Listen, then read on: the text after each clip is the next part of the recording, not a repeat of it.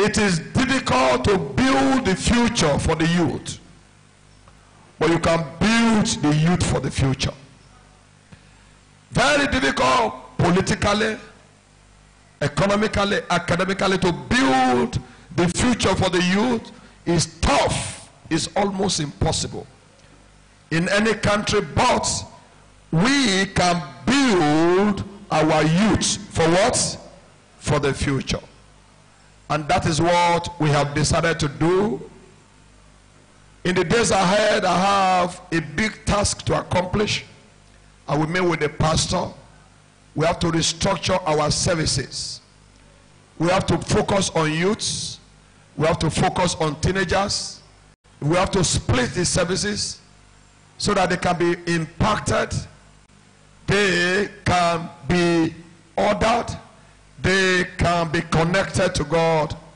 Now we have teenagers who graduated from children's class. We discussed that extensively yesterday in our leadership meeting. So what do we do about these people? And they said, well, we have to give them another service. And I'm looking at the youths. They are coming up vibrantly.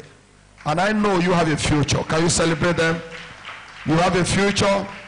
The leadership must prepare you for the future, and not to prepare the future for you. It's better to prepare you. And for what you have seen today, you know, not just a few days ago, my cousin was asking me, you know, he lived with my father until, lived with maybe in Lagos, lived with him when we left, when we became adult and we left, and I left Lagos, Port Harcourt and all that. He was the one, my father picked him up when he was small. He now said to me, how is the church? I said, fine. He said, can you remember you preached? Daddy told you to preach in Lagos the first time you visited him in Agbara Estate where he was pastoring the Apostolic Church. I said, I can't remember. I said, I can't remember. Ah. He said, you can't remember. I said, yes. He said, Daddy, you came and he said you should preach on Sunday. He said, sir, you can't remember. I said, I can't remember. And he said, you preached. After you preach, you are about leaving. He held you on the altar. He held you closer to himself. I never knew I would be a pastor. I was just doing my bits. I was just working in the church. I never knew. I never prayed. I've told you this story several times. He held me on the altar and he shed tears of joy. In my lifetime, I saw him preaching Christ, preaching, and see what I am doing today. And it's no longer there. And that's why I'm telling you, please, your son might not be a pastor. Your daughter might not be a pastor. Your daughter might not even marry a pastor. All my daughters say they can't marry a pastor.